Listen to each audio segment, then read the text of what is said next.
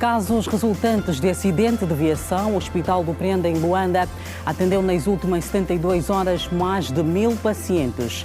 Hepatites virais, números preocupantes. Luanda concentra 81,3% dos casos diagnosticados no país. Vias estratégicas no município da Samba. O governador de Luanda constatou nesta quarta-feira o andamento das obras. A solução do conflito em África, a ONU elogia o papel de Angola e do presidente João Lourenço. Estreito de Hormuz, Estados Unidos da América, afirma que reduziu significativamente a capacidade de ataque do Irão. Quarta-feira, 15 de julho, as notícias para ver agora no Girassol Jornal.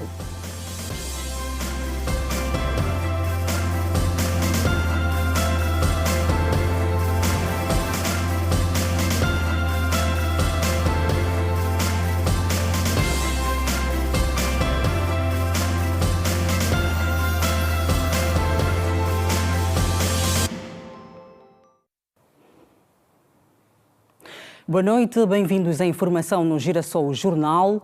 Casos resultantes de acidente de viação destacam-se entre os que mais dão entrada no banco de urgência do Hospital do Prenda, em Luanda. Só nas últimas 72 horas foram atendidos mais de 1000 pacientes. A média diária de ferimentos graves que exigem intervenção médica imediata varia de 20 a 25 casos. Entre a dor e a esperança estão histórias de vidas marcadas por acidentes de viação. Porque é triste lamentar a tua mulher à tua espera em casa e dizer que não está na UTI, está nos cuidados intensivos, é triste. No Hospital do Prenda, cada paciente carrega uma luta diferente entre as marcas deixadas pelo impacto e o sonho de voltar a caminhar, trabalhar e reencontrar a família. Tal é o caso de Leonel Quilombo, de 38 anos. Estrada número 100, vinha uma carrinha que tentou fazer a ultrapassagem à curva, uma carrinha carregada, e tentou despistar, né? Viu o outro carro que estava a vir, né? No sentido ascendente, e bateu contra a porta do carro. Neste momento estou com o braço esquerdo imobilizado. Para um pai de família que tem que prestar serviço ao senhorio, tem que prestar serviço à família, está mesmo parado. Diariamente, a unidade sanitária recebe vítimas de sinistros rodoviários, muitas delas com idades compreendidas entre os 18 a 44 anos. Tivemos durante as 72 horas 1020 pacientes atendidos. Desses 1000, durante as 72 horas, tivemos como internamento direito 98 pacientes, e dos quais tivemos, dentro das cirurgias de maior porte e menor porte, tivemos 48 cirurgias feitas nas 72 horas. 78 cirurgias durante as 72 horas. Nós temos a média de idade aos 18 a 44 anos de idade. A média atendidos de pacientes com gênero para a área de ortopedia e traumatologia não foge dos 20 a 25 pacientes dia. E desses 20 a 25 pacientes dia, temos a média de mais de 90% caem para um tratamento cirúrgico na urgência. Temos sempre os rapazes sempre a predominarem. Para o ortopedista, a situação exige maior responsabilidade dos condutores e peões. Realmente não tem sido fácil, porque quando ele vem não está no seu estado normal. Um excesso de velocidade, um excesso de bebidas alcoólicas, e então acredito que sempre tem sido a causa de real descontrole, já seja por veículos, atropelamentos na via pública. Com maior realce por temos a componente dos membros inferiores a partir da bacia, a componente do fêmur, a componente da perna e o pé, e as extremidades superiores, que não se pode esquecer, a coluna cervical, que fizemos todos também uma avaliação. Com maior realce temos, com o maior número de que já foi aqui citado, lesões dos membros inferiores. Quer dizer, sempre a precaução, esperar um minuto, previne a vida e assim cuidar. Acidentes de viação continuam a ser uma das principais causas de entrada no banco de urgência do Hospital do Prenda, que chega a atender em média 20 a 25 pacientes. Olhamos agora para um outro problema. Apesar da existência de passadeiras e de zonas próprias para a circulação de peões, o dia-a-dia em Luanda continua a ser marcado por casos de negligência e travessia de peões em locais impróprios. A Brígida Icala mostra na reportagem a seguir flagrantes que por pouco não terminaram em atropelamento.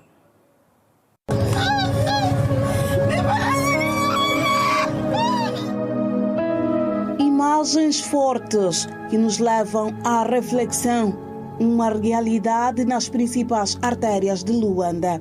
A sinistralidade rodoviária continua a ser a segunda maior causa de morte no país. Só é ultrapassada pela malária. As causas são várias, desde o mau estado técnico das viaturas e motorizadas, falta de iluminação pública, mau estado de algumas vias, bem como o estado de embriaguez, imprudência de automobilistas e peões. Até mesmo quando tu conheces, já sabes onde é que estão os buracos, no dia seguinte podes encontrar um novo. E aí complica ainda mais. É mesmo para iluminar as ruas, porque senão continuamos a ter acidentes sem necessidade alguma. Durante a nossa reportagem, vários cidadãos na zona do Prenda foram flagrados a atravessar a via em locais impróprios e por pouco não foram atropelados. Até que sim, temo. Foi um erro, mas não volta a acontecer.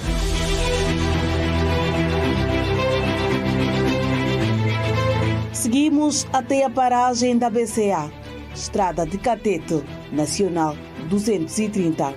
O local não é exceção, até parece ser normal fazer a travessia entre as redes colocadas recentemente pelas autoridades. Quando questionados, os peões já tinham uma justificativa para a sua defesa. Temos uma pedonal aqui bem pertinho. Quando eu subo a pedonal, fico com tonturas. Então, é meio arriscado, mas acho melhor para mim, né? Porque quando eu subo a pedonal, eu fico meio tonta. É aquela pressa aí de chegar em casa. Por isso é que nós passamos por aqui. A pedonal está mesmo no sítio errado. Em vez de estar aí, tem que estar aqui. Assim facilita o trajeto. Como se você viu, tem um menino meteu logo o pé, então se não parasse ele passava. E o motoqueiro escapou até atrás. E tem uma pedonal aqui. O comportamento preocupa condutores de veículos que apelam a uma maior consciência por parte dos peões. Eles também têm que nos ajudar. Se eles nos ajudarem, então haverá poucos acidentes. Não estão com os motociclos. Um quer ir para frente, um quer atrás de corrida, por quê? Aí matam muita gente, morre muita gente aqui. Nós, no momento quando estamos a sair daqui para Mutamba de noite, 0 hora, tem sempre pessoas ali mortas. Vários cidadãos em Luanda continuam a insistir em fazer travessias em locais impróprios, colocando a própria vida em risco. Situação que preocupa condutores de veículos que apelam a maior consciência por parte dos peões, defendendo o cumprimento das normas de segurança rodoviária para evitar a perda de vidas humanas. Situação preocupante. E as obras de melhoria das infraestruturas rodoviárias e estratégicas no município da Samba, mais concretamente na zona de Morro Bento, decorrem a um ritmo satisfatório. O governador da província de Luanda, Luís Nunes, que nesta quarta-feira avaliou o nível da evolução do trabalho, garantiu que a conclusão das obras está prevista para o primeiro trimestre do próximo ano. Luís Nunes deslocou-se ao local para constatar o andamento dos trabalhos e proceder à abertura da via Dom Alexandre Cardeal do Nascimento, uma estrada estratégica para a mobilidade da zona. É a primeira das 10 ruas a serem asfaltadas no Morro Bento, numa extensão de cerca de 9 km, cuja previsão de entrega está para 2027. Isto é uma obra que contempla a volta de 9 km de vias, passeios, iluminação pública e as respectivas infraestruturas integradas. É uma obra que, depois de concluída, vai mudar por completo a vida das populações aqui nesta zona, para melhor. Esperamos que seja uma obra que seja concluída o mais rápido possível.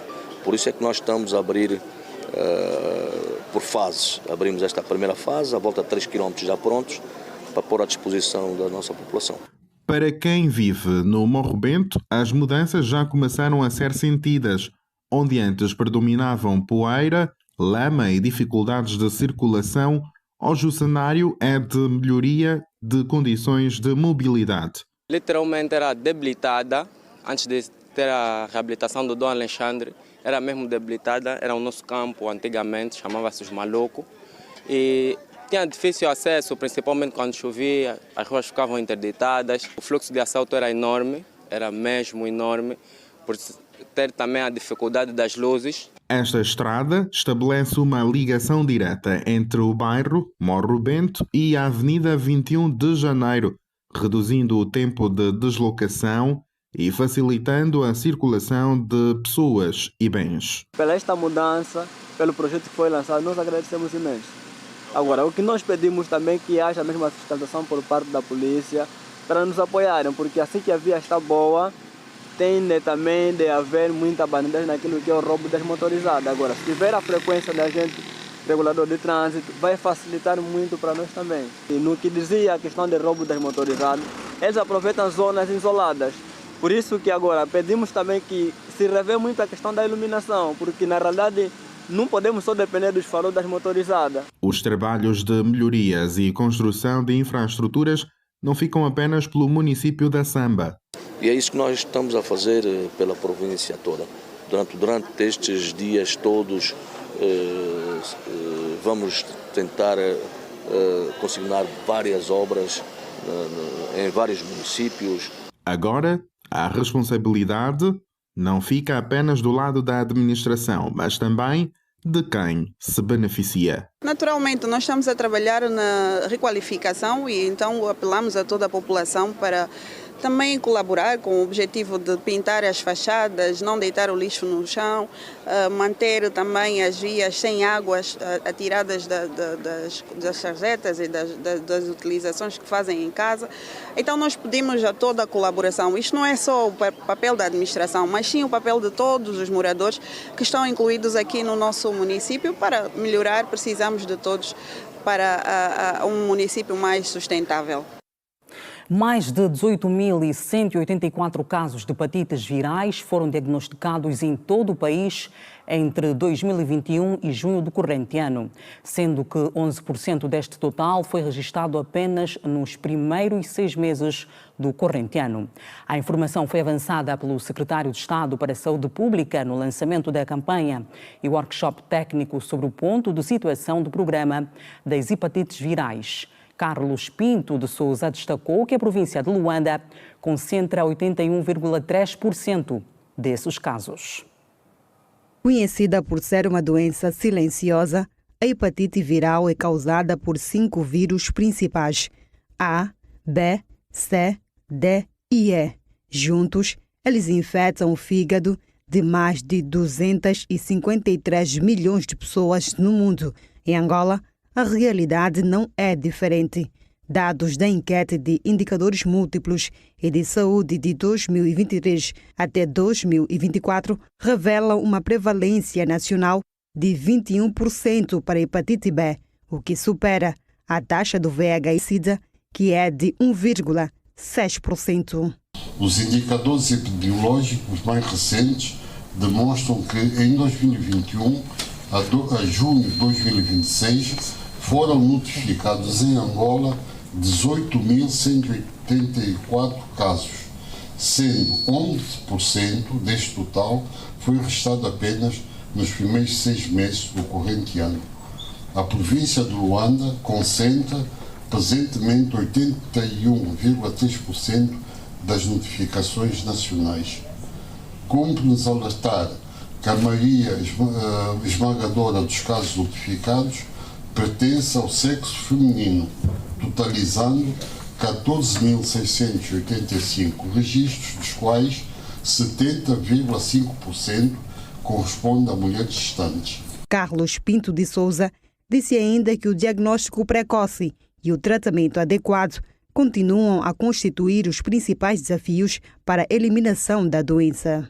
Apesar dos avanços inegáveis com a introdução da vacina no nascimento, a sua cobertura global fixa-se em apenas 45%, caindo drasticamente para 18% na região africana.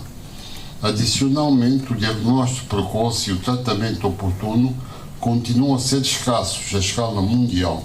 Apenas 13% dos casos são diagnosticados e somente 3% recebem o devido tratamento. Face a este cenário, o Instituto Nacional de Luta contra o SIDA realizou nesta quarta-feira o lançamento da campanha e o workshop técnico sobre o ponto de situação do programa das hepatites virais. Segundo a OMS, as hepatites são uma prioridade em termos de saúde pública e nós recomendamos que algumas estratégias e orientação seja implementada para que nós consigamos eliminar essa doença. Segundo dados recentes da Organização Mundial da Saúde, cerca de 1,1 milhão de pessoas perderam a vida em consequência das hepatites virais, não obstante as patologias serem evitáveis e tratáveis. Angola e Emirados Árabes Unidos. Negócios em destaque.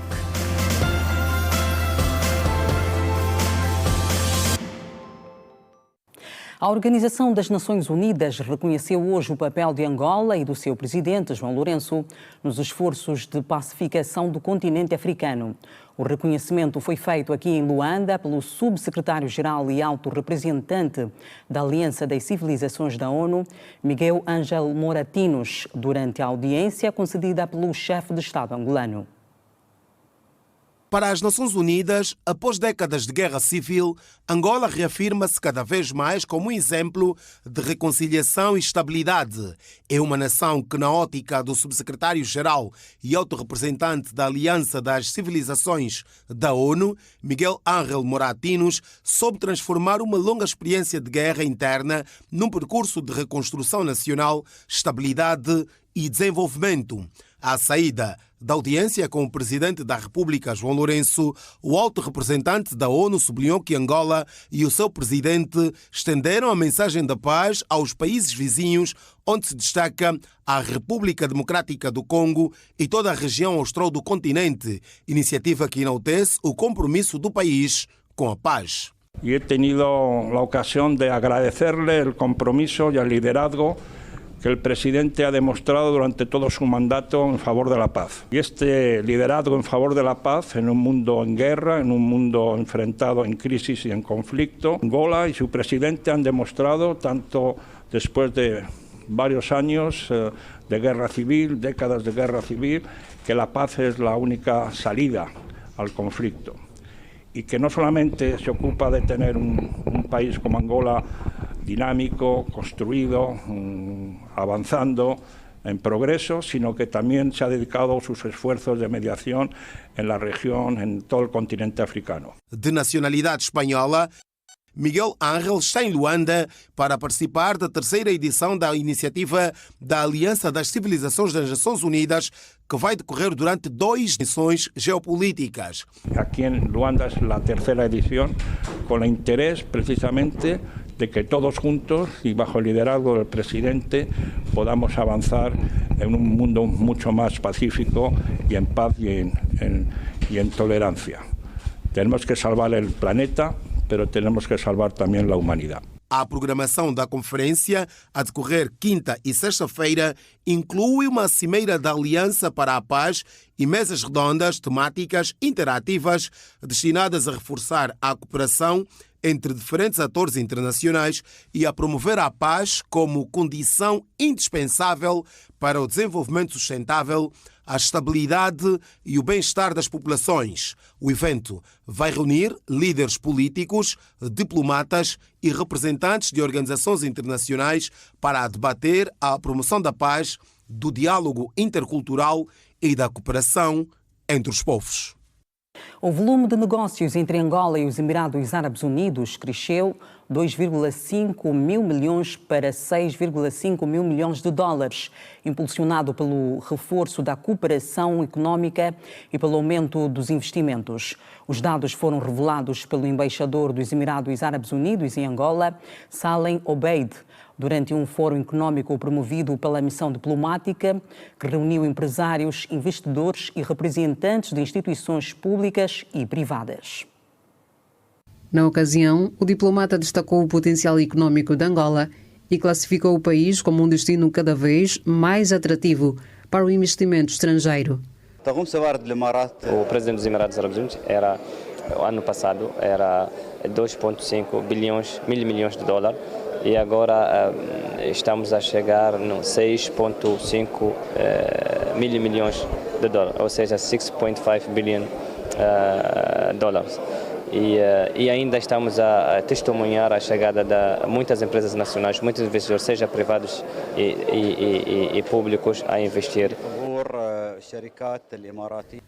O embaixador abordou ainda o atual contexto geopolítico internacional ao manifestar preocupação com os ataques que têm afetado a região do Médio Oriente e os seus possíveis reflexos no comércio internacional e no aproveitamento dos recursos energéticos disponíveis nos Emirados Árabes Unidos. O evento hoje era explicar que os Emirados Árabes Unidos está a ser atacada pela Guarda Revolucionária Iraniana, não é? E nós, por causa somos um dos maiores produtores de energia renovável no mundo, gostaríamos que este produto não, por causa do que acontecer do Estreito do Hormuz, que todo mundo pode se aproveitar da nossa produção. Por isso, os Emirados Árabes Unidos pensou em sistema de pipeline para tirar o petróleo e toda a cadeia da energia do Abu Dhabi via o nosso emirado, que chama-se Al Fujairah. Dos Árabes Unidos continuam empenhados em garantir a estabilidade económica. Também, esses meses, o país lançou muitos projetos de investimento. Um deles é um tower, um Burj, um edifício do tamanho do Burj Khalifa, e lançamos muitas iniciativas e investimentos grandes. Isso quer dizer que praticamente não há muitas consequências ao que respeita ao investimento, ao ambiente de investimento no nosso país. Por sua vez, o presidente da Câmara de Comércio Angola Emirados Árabes Unidos, Braulio Martins, afirmou que mais de 10 empresas emiradenses já operam atualmente em Angola e considerou que o ambiente de negócios tem registrado melhorias. Não mostra ser um país instável, né? Foram feitas várias reformas ao longo desses anos. Temos uma economia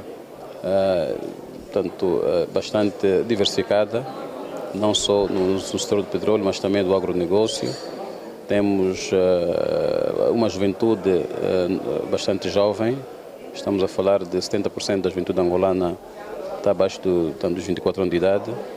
Portanto, o nosso território tem água, é aquilo que os empresários procuram, né? Nós não somos um país xenófobo, né? Nós recebemos todos e, como sabe, a África tem 54 estados e o interesse é propriamente em Angola, porque foi feito um estudo que Angola é um país próspero, já como referi, portanto, tem a estabilidade política. Estados Unidos anunciam redução da capacidade do Irão para atacar o Estreito de Hormuz. É para ver no regresso, após uma curta pausa. Até já.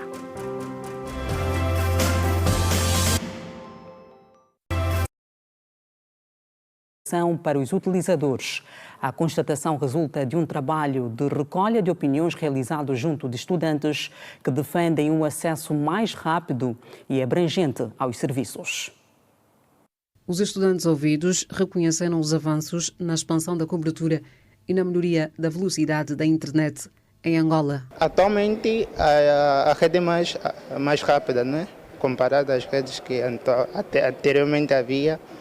Usualmente, anteriormente havia as 3G e HD, acho que H é uma coisa dessa, H+, e atualmente a 4G tem estado boa avançada, então melhorou muita coisa. Eu acredito que sim, acredito por falta de outras empresas que prestam o mesmo serviço, por isso é que temos essa dificuldade, porque se tivermos uma empresa, né, num âmbito maior, com uma visão mais ampla que as outras, acho que os preços seriam mesmo mais acessíveis. No entanto, os mesmos consideram que os preços praticados pelos operadores ainda são elevados face aos serviços oferecidos. Não é que não seja justo, justo até ela pode ser, mas a forma que consumimos parece que ela não vai de acordo, né?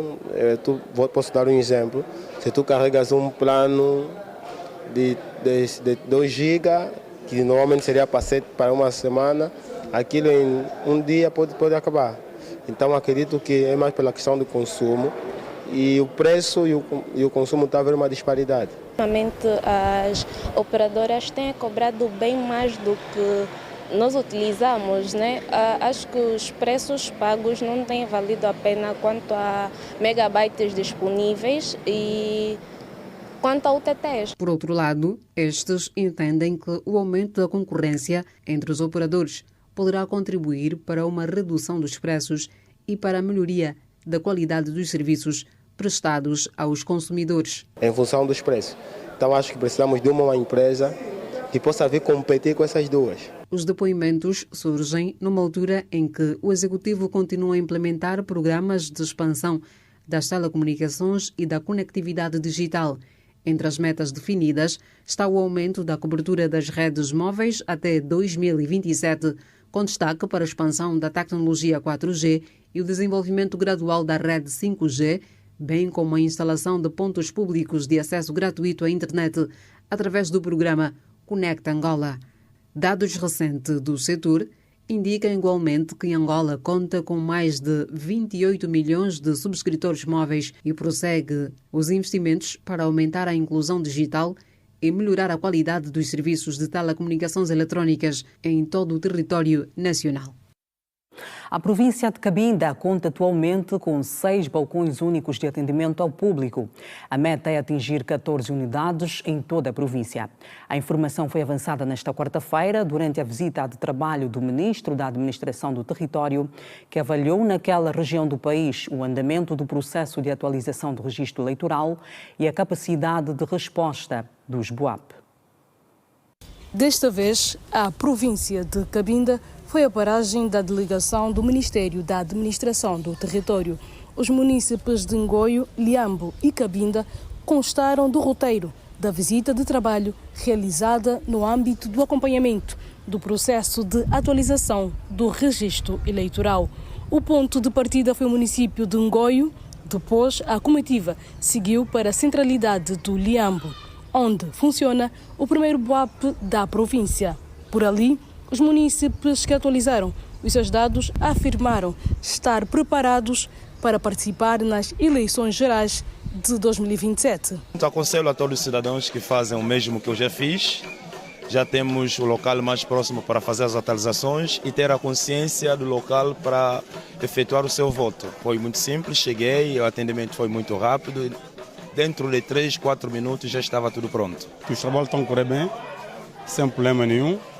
Não há bicha, mas eu apelo aos demais que possam aparecer para poder atualizar também o seu registro. Foi rápido. Por acaso, nós queremos institutos como esses para que a população possa sentir à vontade. Com uma média de cerca de 70 atendimentos por dia, atualmente Cabinda conta com 6 balcões, número que deverá aumentar para 14 nos próximos tempos.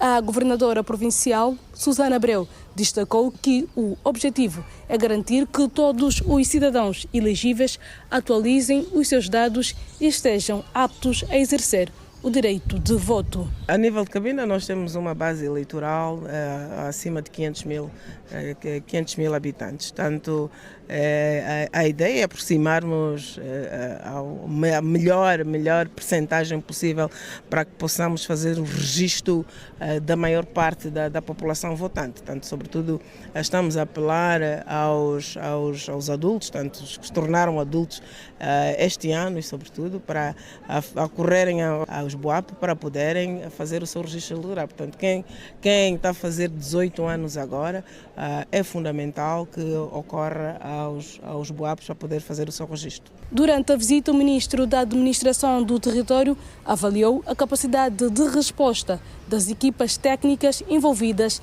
na atualização do registro eleitoral e o funcionamento dos balcões únicos de atendimento ao público. A jornada terminou no município de Cabinda, onde Daniel Félix Neto reafirmou que desde que o processo iniciou, mais de 300 mil angolanos já atualizaram os dados eleitorais. Realmente hoje completamos 30 dias úteis desde o arranque do processo no dia 15 de junho. Hoje, 15 de julho, completamos um mês. E os dados já agora dos angolanos que já aderiram a este processo estão na base de mais de 300 mil angolanos que já provaram a sua existência e também já provaram a sua residência. Claramente que estes dados estamos a falar até ao dia 14. São dados até o dia 14. Hoje os dados poderão nos dar mais acima do que isso. Quando eu falava de mais de 300 mil angolanos, estamos a falar de 353 mil angolanos que já aprovaram a sua existência. Daniel Félix Neto afirmou ainda que na província de Cabinda o processo está a correr sem sobressaltos. A nível de Cabinda não identificamos nenhum constrangimento, bem da verdade e falando aqui, não identificamos nenhum constrangimento. Tudo quanto vivemos a nível dos próprios balcões, a interação feita com os brigadistas ou com os operadores, assim como também com a população, não sentimos algum constrangimento. A única questão, que são questões básicas que têm a ver com a ligação de um cabo, a quebra de um sinal, estamos a falar de equipamentos informáticos e isso é normal que aconteça, mas a nossa equipa de resposta local está pronta para solucionar isso como tem sido. Em suma, as coisas estão a caminhar em Cabinda. Na ocasião foram igualmente entregues meios para reforçar a capacidade operacional das administrações locais, com destaque para 10 viaturas destinadas às administrações municipais e outras 7 afetas ao processo de atualização do registro eleitoral. Mais de 120 mil bilhetes continuam em espera nos postos de identificação por falta de levantamento dos utentes. Numa altura em que decorre o processo de registro e atualização dos dados oficiosos, as autoridades apelam aos utentes que o façam com maior brevidade. Com mais de 36 milhões de habitantes a nível do território nacional, tratar o bilhete de identidade ainda continua a exigir uma força-tarefa para muitos angolanos espalhados pelas diferentes regiões do país. O desafio que aos poucos vai sendo dirimido pelas autoridades é, por outro lado, adiado por muitos utentes que preferem deixar para depois este importante processo. Vamos mudar a nossa cultura e a nossa forma de estar em sociedade para fazermos as coisas apenas no final e gerar enchentes. Vocês certamente que nesse momento devem estar a ver os postos de identificação muito cheios. Sabem porquê que os postos estão cheios? Fazem ideia? Concurso público da polícia, concurso público da saúde, concurso público da educação, férias das crianças.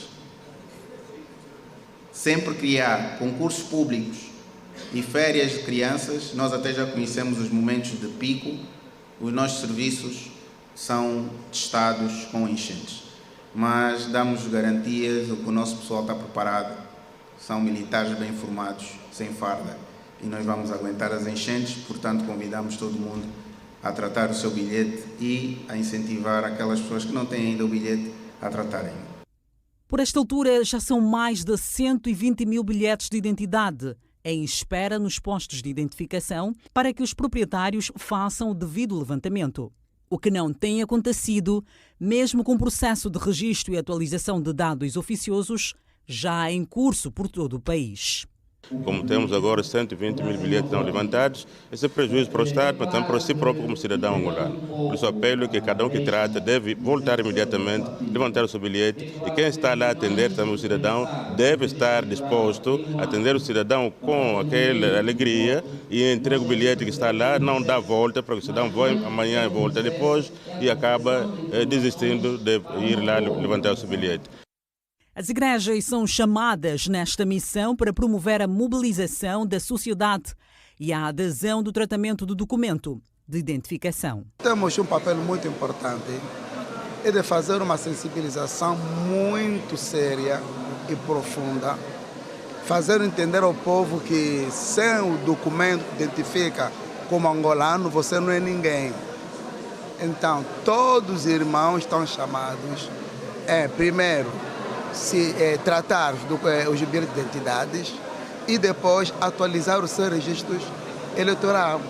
Com o tema Juntos por uma Angola mais inclusiva e uma sociedade mais participativa, autoridades governamentais e eclesiásticas estiveram reunidas em Luanda para analisar e encontrar soluções para um engajamento mais ativo da sociedade neste importante processo que permite o exercício da cidadania. 6 cooperativas de igual número de municípios da província do Huambo beneficiaram nesta quarta-feira de kits para o incentivo da produção agrícola. A iniciativa do FAS, Instituto de Desenvolvimento Social, enquadra-se no programa de inclusão produtiva e visa dinamizar a ação das cooperativas. Centenas de cidadãos do município do Londoimbale acorreram para a zona do Cuqueta, na província do Huambo, para receber pelo FAS kits para o incentivo agrícola. Amélia Mateus, presidente da cooperativa Umbi, diz que os meios recebidos vão contribuir para ultrapassar alguns desafios. Em termos de produção estamos bem, mas precisamos melhorar muito.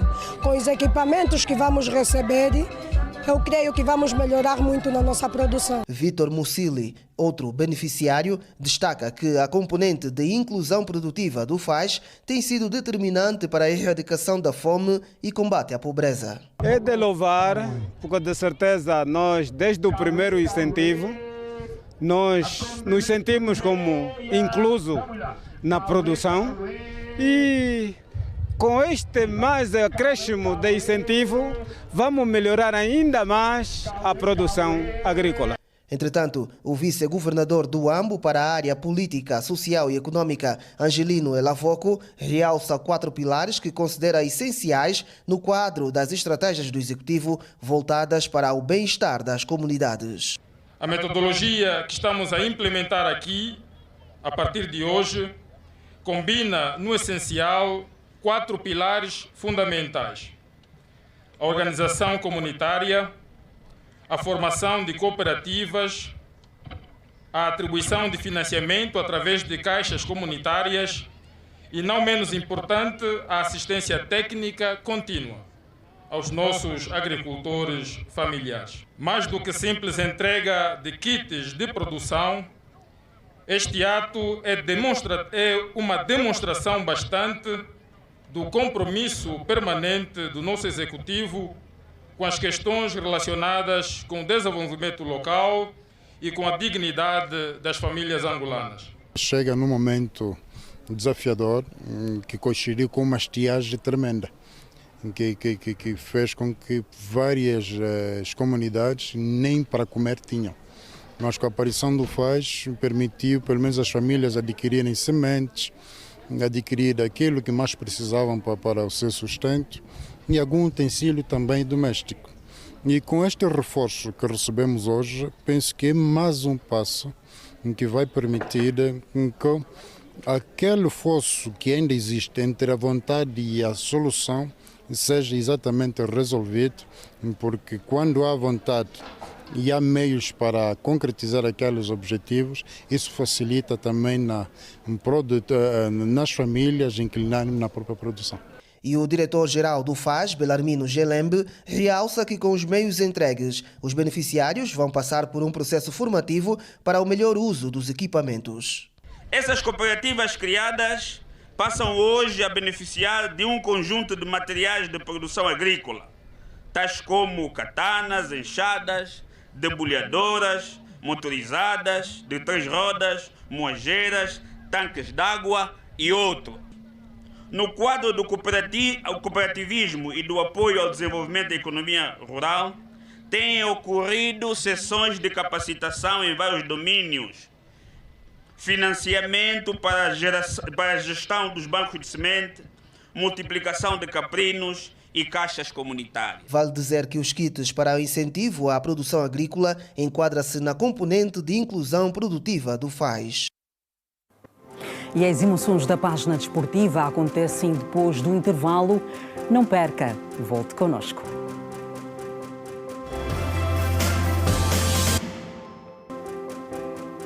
Estamos de volta a vir para fomentar o emprego, aumentar a eficácia e a eficiência económica e ainda melhorar a competitividade e a necessidade de que o público seja informado sobre o seu processo. Para o deputado Olívio Quilundo, o programa de privatizações dos ativos do Estado deve obedecer rigorosamente ao princípio da legalidade, transparência, concorrência, da prestação de contas e da defesa do interesse público. O PROPRIV encontra-se em execução, abrangendo empresas de diversos setores estratégicos, banca, indústria, agricultura, logística, transporte, comércio e serviços. Não obstante aos avanços formais, persistem preocupações graves quanto à transparência de muitos processos, a divulgação dos critérios de seleção e investidores, a avaliação dos ativos e o acompanhamento pós-privatizações. Segundo o deputado, o público deve ser devidamente informado quanto ao referido programa. Os angolanos têm direito inalienável de saber quanto patrimônio público já foi alienado, quanto foi efetivamente arrecadado, como estão a ser aplicados estes recursos, quais os reais impactos econômicos e sociais das privatizações realizadas. Este processo encerra em si múltiplos desafios, entre os quais se destacam a insuficiente transparência em determinados processos, a limitada participação de empresários nacionais, maiormente das pequenas e médias empresas, o risco de concentração de ativos em reduzidos grupos econômicos, a fragilidade de fiscalização parlamentar e social, ou melhor, a frágil fiscalização parlamentar e social, a falta de divulgação pública de contratos e relatórios de execução, a necessidade premente de proteger os direitos dos trabalhadores das empresas privadas. Segundo os dados do Ministério das Finanças, o Estado terá arrecadado mais de 750 mil milhões de kwanzas com a alienação de ativos públicos no período recente. Este montante é frequentemente evocado como prova de sucesso do programa. Contudo, uma análise mais cuidadosa impõe questões fundamentais sobre o verdadeiro impacto econômico e social dessas operações. Apesar dessas questões, o partido da oposição não se opõe às privatizações. O Grupo Parlamentar da UNITA não se opõe às privatizações. Somos favoráveis a processos que produzam benefícios reais para a economia, promovam a concorrência saudável, aumentam a produtividade, criam empregos sustentáveis, combatam o monopólio e privilégios, reforçam a arrecadação fiscal, melhoram os serviços prestados aos cidadãos. O que rejeitamos liminarmente são privatizações conduzidas sem transparência, sem fiscalização e sem equidade de oportunidades. Desde o seu lançamento em 2019, mais de 100 ativos foram privatizados pelo Estado. A vice-presidente do MPLA, Maraquiosa, afirmou nesta quarta-feira que o seu partido continua firmemente comprometido com a construção de Angola e com um país economicamente mais forte. A número 2 do Partido dos Camaradas falava na senda das 4ª jornadas parlamentares que decorrem na província do Zaire. Nesta quarta-feira, os deputados encerraram a abordagem temática, cuja análise esteve voltada para o poder local, a coesão social e a vida económica real do país. Jorge Uefo, primeiro secretário da bancada parlamentar do M e porta-voz do certame, avançou as conclusões das discussões dos 2 primeiros dias. O país precisa de industrializar-se porque isto abre uma oportunidade para a empregabilidade da juventude. Notamos que a agricultura tem que se trabalhar um pouco mais porque ela é o pilar da nossa segurança alimentar. E a vice-presidente Maraquiosa referiu tratar-se de um encontro de extrema importância, pois os ocupantes da Casa das Leis têm a oportunidade de corrigir insuficiências e reforçar a qualidade da representação política exercida pelo grupo parlamentar do seu partido. Avaliar com espírito crítico e construtivo o desempenho da ação parlamentar face aos desafios nacionais, analisando minuciosamente os níveis de eficácia da intervenção legislativa e fiscalizadora dos deputados no atual contexto político, econômico e social. Maraquiosa afirmou igualmente que o MPLA continua firme com a construção de uma Angola mais desenvolvida,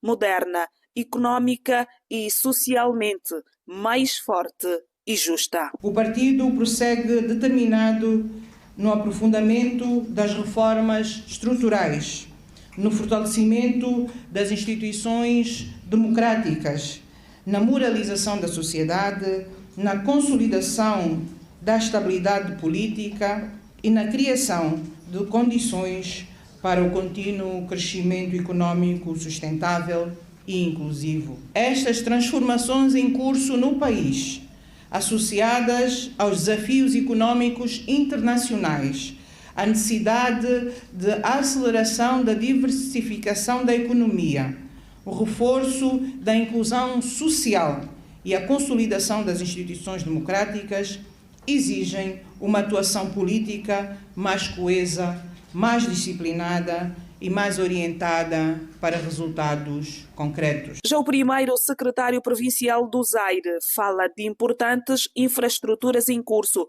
com impacto na vida das populações. A construção do troço da estrada Mbanza-Congo-Coimba, a construção do troço da estrada Mbanza-Congo-Madimba-Lukunga, a construção do troço da estrada Tomboco-Lufico-Mbala, que já está aprovado por despacho presidencial, e foi concluída também a primeira fase da centralidade de Mbanza-Congo, Alberto Antônio Teta Lando, com 200 apartamentos, e aguardamos o início efetivo das obras de construção da segunda fase da centralidade de Mbanza-Congo. Foi inaugurado neste município, por Sua Excelência o Sr. Presidente da República, o novo consórcio de gás, NCG, sendo o primeiro projeto de desenvolvimento de gás natural não associado ao petróleo da Angola. Os deputados do grupo parlamentar do MPLA seguem a sua jornada no Zaire, com deslocação aos municípios para ver de perto os projetos em curso na região. Lá fora, os Estados Unidos da América anunciaram hoje que reduziram ainda mais a capacidade do Irão para atacar o Estreito de Hormuz, depois de novos ataques realizados nesta quarta-feira. É um dos assuntos para conferir no Compacto Internacional. As Forças Armadas norte-americanas anunciaram terem realizado hoje uma nova série de ataques contra alvos militares iranianos que reivindicaram reduziram ainda mais a capacidade do Irão para atacar o Estreito de Hormuz. O Comando Central dos Estados Unidos indicou nas redes sociais que a operação começou às 7h30 da costa leste dos Estados Unidos e prolongou-se durante 90 minutos. Durante a ofensiva, as forças norte-americanas utilizaram munições de precisão contra sistemas de defesa costeira, depósitos e plataformas de lançamento de mísseis de cruzeiro situados na ilha de Grantam, no Golfo Pérsico. Mais de 70 países, incluindo Portugal, vão estar representados amanhã em Washington no encontro sobre o alegado ressurgimento do terrorismo transnacional de extrema-esquerda, indicou um membro do Departamento de Estado norte-americano. A reunião foi organizada pela Casa Branca com vista a estabelecer uma ação coordenada contra esta tendência.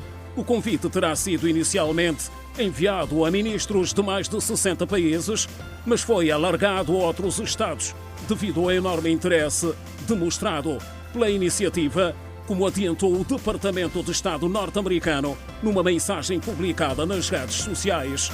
Os partidos da oposição italiana de centro-esquerda reclamam em bloco a admissão do governo de direita e extrema-direita, liderado por Giorgia Meloni, depois de esta ter pedido uma importante votação parlamentar sobre a sua reforma da lei eleitoral, depois de ter sofrido em março a sua primeira grande derrota nas urnas, ao ver chumbada de forma clara num referendo a sua proposta de reforma do setor da justiça, que era uma das suas grandes bandeiras políticas. Meloni voltou a sofrer um embaraçoso desaire na terça-feira, quando a Câmara dos Deputados rejeitou uma das emendas propostas para a reforma da lei eleitoral, outra das grandes prioridades da Primeira-Ministra. E agora o desporto para a primeira jornada do Grupo de Ouro do Nacional Masculino Sub-14. Nesta terça-feira, no pavilhão da Cidadela, em Luanda, o Vila Clotilde venceu o Interclube por 50-35. O Futebol Clube Vila Clotilde está na outra fase do Nacional da Bola ao Cesto na categoria de Sub-14, ao vencer na manhã desta terça-feira o Interclube. O duelo dos mais novos foi disputado na Catedral do Basquetebol Angolano, no pavilhão principal da Cidadela.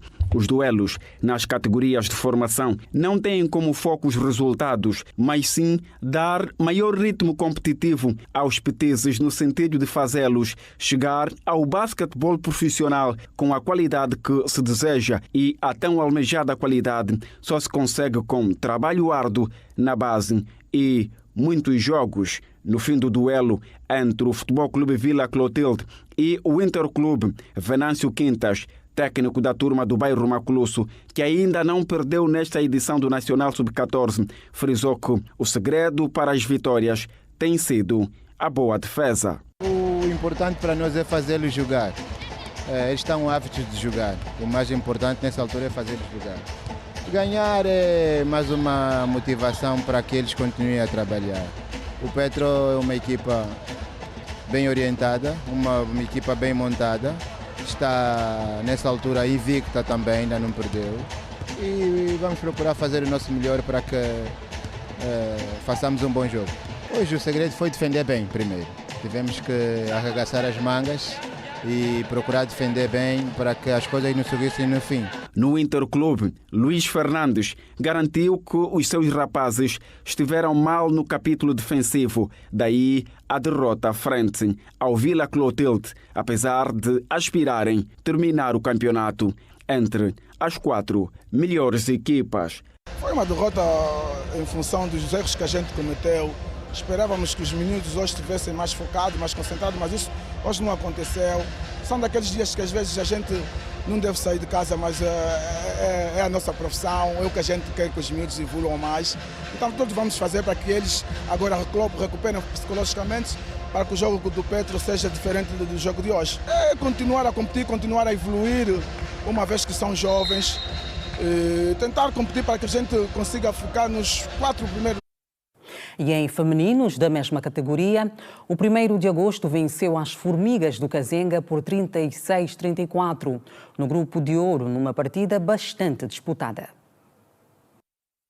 No jogo a contar para a primeira jornada da fase de ouro do Nacional Sub-14, o 1º de agosto e as Formigas do Kazenga protagonizaram um duelo cerrado com apenas 1 ponto de diferença em cada quarto.